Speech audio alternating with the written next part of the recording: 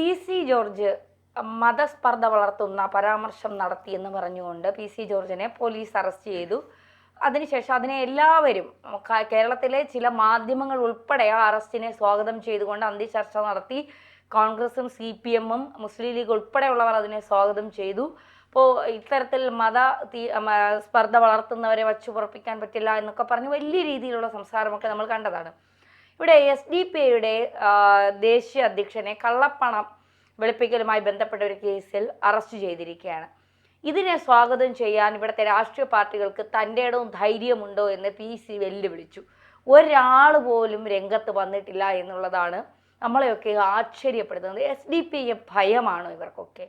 അല്ല, അത് ഏറ്റവും വലിയ പ്രധാനപ്പെട്ട ചോദ്യമാണത്. കാരണം ഫൈസിയെ അറസ്റ്റ് ചെയ്ത സമയത്ത് കേരളത്തിലെ മിക്കവാറും എല്ലാ രാഷ്ട്രീയ നേതാക്കന്മാരുടെയും അണ്ണാക്കിൽ പിരിവിട്ടിരിക്കുകയായിരുന്നു. കാരണം ഇവരൊരു അക്ഷരം അതിനെക്കുറിച്ച് പറഞ്ഞില്ല. കാരണം ഫൈസി എന്ന് പറയുന്ന ആളുടെ പലതരത്തിൽപ്പെട്ട സഹായങ്ങൾ പറ്റിയിട്ടുള്ളവരാണ് ഇവരൊക്കെ. അതുകൊണ്ടാണ് ഈ ഫൈസിയുടെ ബാക്ക്ഗ്രൗണ്ട് എന്താണ്, SDP-യുടെ ബാക്ക്ഗ്രൗണ്ട് എന്താണ്, പോപ്പുലർ ഫ്രണ്ടിൻ്റെ ബാക്ക്ഗ്രൗണ്ട് എന്താണ്? ഇവർ ചെയ്യുന്ന എക്കാലത്ത് തീവ്രവാദ പ്രവർത്തനങ്ങളാണ് ചെയ്യുക, ഇന്ത്യ വിരുദ്ധമായിരിക്കുന്ന പ്രവർത്തനങ്ങളാണ് ഇവർ ചെയ്യുക, ഹൈന്ദവ സമൂഹത്തിനെതിരായിട്ടുള്ള പ്രവർത്തനങ്ങളാണ് ഇവർ ചെയ്തുകൊണ്ടിരിക്കുന്നത്.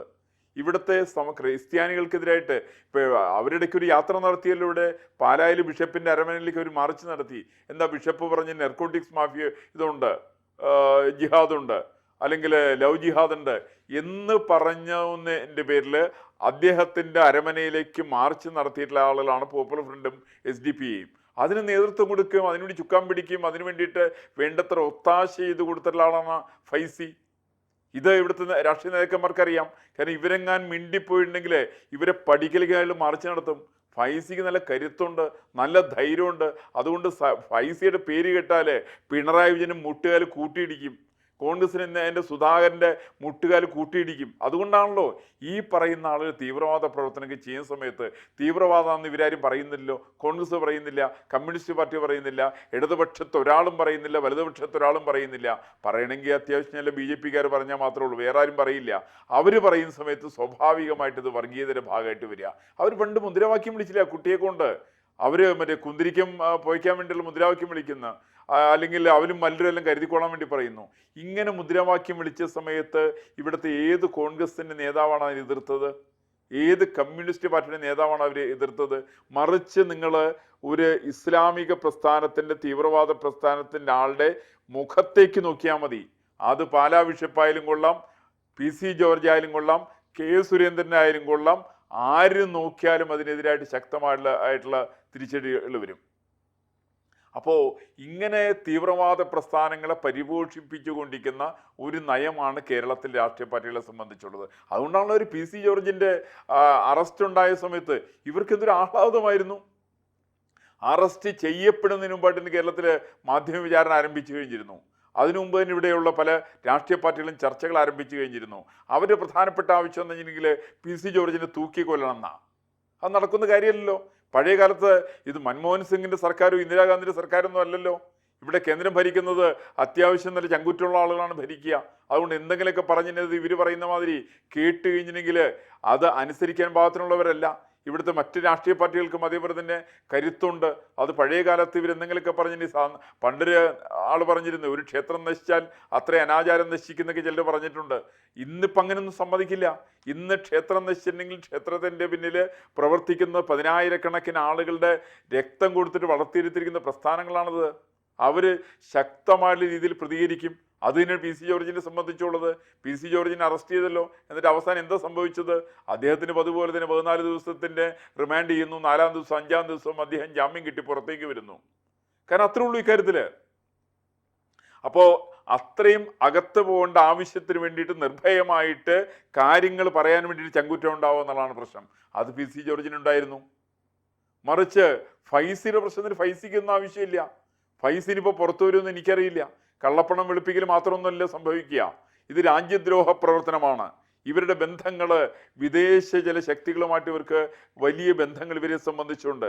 ഈ ബന്ധങ്ങളൊക്കെ തന്നെയാണ് ഇവരെല്ലാവരും നമ്മുടെ പ്രതിപക്ഷ പാർട്ടികളിലെ ഭരണകക്ഷി പാർട്ടികളും കേരളത്തിൻ്റെ നിയമസഭയിൽ അവർ കൂട്ടായിട്ട് പ്രമേയം പാസ്സാക്കുന്നതും ഇനിയൊരു പക്ഷേ ഒരു പ്രമേയം പാസ്സാക്കി കൂടായില്ല കേട്ടോ. ഫൈസിയെ അവിടുന്ന് മോചിപ്പിക്കണമെന്ന് ആവശ്യപ്പെട്ടുകൊണ്ട് വേണമെങ്കിൽ പ്രമേയം പാസ്സാക്കാം. കാരണം പണ്ട് ഇവർ മദനിക്ക് വേണ്ടി പ്രമേയം പാസ്സാക്കിയിട്ടുണ്ട്. അങ്ങനെ ഒരുപാട് പാസ്സാക്കിയിട്ടുള്ള ആളുകളാണ് ഇവർ. അങ്ങനെ ഇവർ പ്രമേയമൊക്കെ പാസ്സാക്കി കഴിഞ്ഞാൽ പോലും പൊതുസമൂഹത്തിന് ഇന്നിപ്പോൾ അത്യാവശ്യം കാര്യങ്ങൾ തിരിച്ചറിയാം. പണ്ട് ഏത് ക്രിസ്ത്യാനിയും കോൺഗ്രസിന് വോട്ട് ചെയ്തിരുന്നൊരു കാലം മാറിക്കഴിഞ്ഞിരുന്നു. കാരണം ഇന്ന് ക്രൈസ്തവ സമൂഹത്തെ സംബന്ധിച്ച് ഏറ്റവും നിർണായകമായുള്ള കാലഘട്ടമാണ് അവർ കടന്നു പോകുന്നത്. അവർ വീടുകളിൽ പോലും അവർക്ക് സ്വസ്ഥതയില്ല. ഒരു ക്രിസ്ത്യാനിയായിട്ടുള്ള ആളുകൾ മുനമ്പം പോലെ സ്ഥലത്ത് ജീവിക്കാൻ സാധിക്കുന്നില്ല.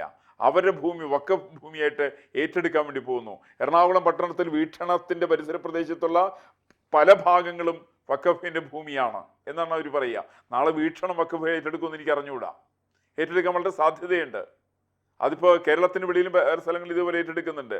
അപ്പം അങ്ങനെ സംഘടിതമായിട്ടുള്ള ചില മതവിഭാഗങ്ങൾ തീവ്രവാദ ശക്തികളുടെ പിന്തുണയോടുകൂടിക്കൊണ്ട് ഈ തരത്തിൽ ഭൂമി ഏറ്റെടുക്കൽ സാമ്പത്തിക ക്രയവിക്രയങ്ങളും നടത്തുന്ന സമയത്ത് അതിനെ എതിർക്കാൻ വേണ്ടിയിട്ട് ഇവിടെയുള്ള ചില പാർട്ടികളെ സംബന്ധിച്ച് സാധിക്കുന്നില്ല. പക്ഷേ PC ജോർജ് അക്കാര്യത്തിൽ വളരെ വ്യത്യസ്തനാണ്.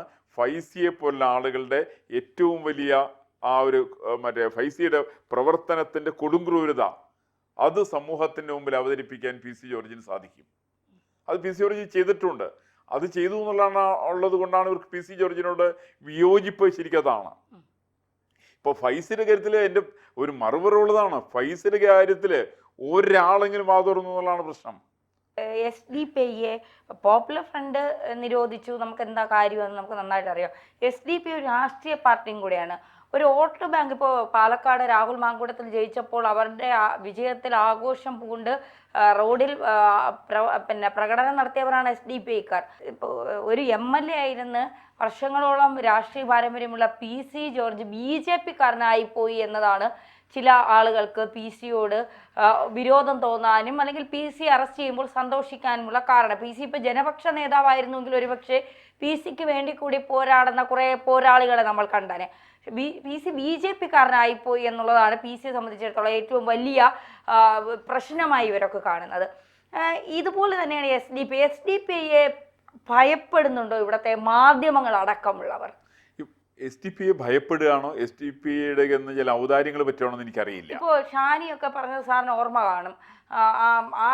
SDP ചെയ്യുന്ന അക്രമാസക്തമായ കാര്യങ്ങൾ വിളിച്ചു പറയാത്തത് RSS വളർന്നു കളയും, BJP വളർന്നു കളയും എന്നുള്ള ഉത്തമ ബോധ്യമുള്ളത് കൊണ്ട്. അപ്പോൾ ഒരു തീവ്രവാദം വളർന്നാലും കുഴപ്പമില്ല, RSSO BJP-യോ വളരാൻ പാടില്ല എന്ന് ആഗ്രഹിക്കുന്ന ഇവരെയൊക്കെ എന്താണ്? അല്ല, അതിന് കാരണം RSS-ൽ നിന്നും BJP-യിൽ നിന്നും ഇവർക്ക് 10 നയ പൈസ കിട്ടൂല. പിന്നെ ഇവരെന്തിനാ ഇതിന് പിന്താങ്ങണം?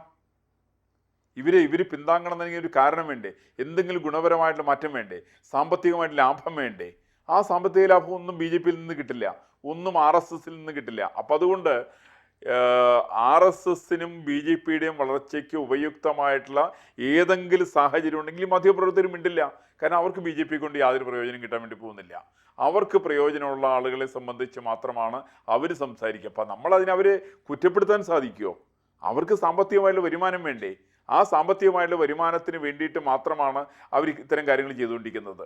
ഇവിടെ തന്നെയാണ് PC ജോർജിൻ്റെ പ്രശ്നം. അതാണ് PC ജോർജ് ഇപ്പോൾ നേരത്തെ എന്നോട് ചോദിച്ചല്ലോ, PC ജോർജ് BJP അല്ലായിരുന്നു, ജനപക്ഷമായിരുന്നെങ്കിൽ ഇടപെടുമായിരുന്നു. അത് സത്യമാണ്. പക്ഷേ അത് PC ജോർജിനെ കുറിച്ച് മാത്രമല്ല കേട്ടോ. ഇപ്പോൾ ക്രിസംഖ്യകൾ എന്നൊക്കെ പറഞ്ഞിട്ട് ക്രിസ്ത്യാനികളെ ആക്ഷേപിക്കുന്നുണ്ട്. ആ പറയുന്ന ക്രിസ്ത്യാനിക്കുണ്ടെങ്കിൽ ഇവർ ഇടപെടില്ല. കാരണം ക്രിസ്ത്യാനികൾക്ക് വേണ്ടിയിട്ട് മുൻകാലങ്ങളിൽ വാതോരാതെ സംസാരിച്ചിരുന്നവരാരും ഇപ്പോൾ ക്രൈസ്തവ മതവിഭാഗത്തിന് വേണ്ടി സംസാരിക്കുന്നില്ല, പാലാ ബിഷപ്പിന് വേണ്ടി സംസാരിക്കുന്നില്ല, മറ്റുള്ള ബിഷപ്പുമാർക്ക് വേണ്ടിയിട്ട് സംസാരിക്കുന്നില്ല, സാധാരണ ക്രിസ്ത്യാനിക്ക് വേണ്ടിയിട്ട് സംസാരിക്കുന്നില്ല. അതിന് കാരണം ക്രൈസ്തവ സമൂഹത്തിൽ നിന്ന് അവർക്ക് മുൻകാലത്തെ പോലെ നേട്ടങ്ങൾ ഉണ്ടാകില്ല എന്നുള്ള ഉറപ്പ് അവരെ സംബന്ധിച്ചുണ്ട്. ഈ ഉറപ്പൊന്നും മാത്രമല്ല, ഇപ്പം ക്രിസ്ത്യാനികളെ സംബന്ധിച്ച് അവർ നിലനിൽപ്പിൻ്റെ പ്രശ്നമല്ല ഇപ്പം ഇത്. ഇപ്പം SDP-യെ അല്ലെങ്കിൽ വഖഫ് ബോർഡോ തുടങ്ങിയിട്ടുള്ള ഏറ്റവും ഇവരെ കടന്നാക്രമിക്കുന്ന ആളുകൾ വന്ന് ഇവരുടെ ഭൂമി അടക്കം തട്ടിയെടുത്തു കഴിഞ്ഞിട്ടുണ്ടെങ്കിൽ ആരാണ് ഇവരുടെ സുരക്ഷയ്ക്കുള്ളത്? ആരാണ് ക്രിസ്ത്യാനിയുടെ സുരക്ഷയ്ക്കുള്ളത്? അവർ പോപ്പുലേഷൻ അനുദിനം കുറഞ്ഞുകൊണ്ടിരിക്കുന്നു. അവരാളുകൾ മുഴുവൻ വിദേശത്തേക്ക് പോയിക്കൊണ്ടിരിക്കുന്നു. അവശേഷിക്കുന്ന 10%-നോ 15%-നോ ഇടയ്ക്ക് വരുന്ന ക്രൈസ്തവ സമൂഹത്തിന് വേണ്ടി സംസാരിക്കാൻ ഇന്നുള്ളത് ഭാരതീയ ജനതാ പാർട്ടിയാണെന്നാണ് ഞാൻ മനസ്സിലാക്കുന്നത്. അതുകൊണ്ട് ക്രൈസ്തവർക്ക് പ്രശ്നം വന്നാലും BJP-കാരനായിട്ട് PC ജോർജിന് പ്രശ്നം വന്നാലും കോൺഗ്രസിനോ കമ്മ്യൂണിസ്റ്റ് പാർട്ടിക്കോ ഇടപെടാൻ വേണ്ടി സാധ്യമല്ല. അവരെ സംബന്ധിച്ച് അവർ ഇടപെടുന്നത് ഫൈസിക്ക് വേണ്ടിയിട്ടാണ്. കാരണം അൽ-ഖ്വയ്ദ ആയാലും കൊള്ളാം, ISIS ആയാലും കൊള്ളാം, ഏത് പ്രസ്ഥാനമായാലും കൊള്ളാം, ചില ഇസ്ലാമിക തീവ്രവാദ പ്രസ്ഥാനങ്ങളുടെ പിന്തുണയുണ്ടെങ്കിൽ തങ്ങൾക്ക് അധികാരത്തിലെത്താൻ സാധിക്കുമെന്നുള്ള ഒരു മനക്കോട്ടയാണ് രണ്ടുപേരും കെട്ടിക്കൊണ്ടിരിക്കുന്നത്. അതിന് ഇവർ തമ്മിൽ മത്സരമാണ് സത്യത്തിൽ നടക്കുന്നത്. ഈ മത്സരത്തിൽ ആര് ജയിക്കുന്നത് എനിക്കറിയാൻ വേണ്ടി പാടില്ല. ഏതാണെങ്കിലും വലിയൊരു മത്സരമാണ്. അത് ഫൈസിയെ തൃപ്തിപ്പെടുത്തൽ മാത്രമല്ല, തീവ്രവാദ പ്രസ്ഥാനങ്ങളെ തൃപ്തിപ്പെടുത്താൻ വേണ്ടിയിട്ടാണ്. അതിന് സ്വാഭാവികമായിട്ട് ജനാധിപത്യ രീതിയിൽ പ്രവർത്തിച്ചു കൊണ്ടിരിക്കുന്ന PC ജോർജിനെ അപമാനിക്കുക തന്നെ വേണം, അയാളെ കരുതൽ തടങ്കലിലാക്കുക തന്നെ വേണം. അതിവരെ സംബന്ധിച്ച് ഇവരുടെ അജണ്ടയുടെ മുഖ്യ ഭാഗം തന്നെയാണ്. കൂടുതൽ വാർത്തകളും വിശേഷങ്ങളും നിങ്ങളിലേക്ക് എത്താൻ ABC മലയാളം സബ്സ്ക്രൈബ് ചെയ്യുക, ബെൽ ബട്ടണും അമർത്തുക.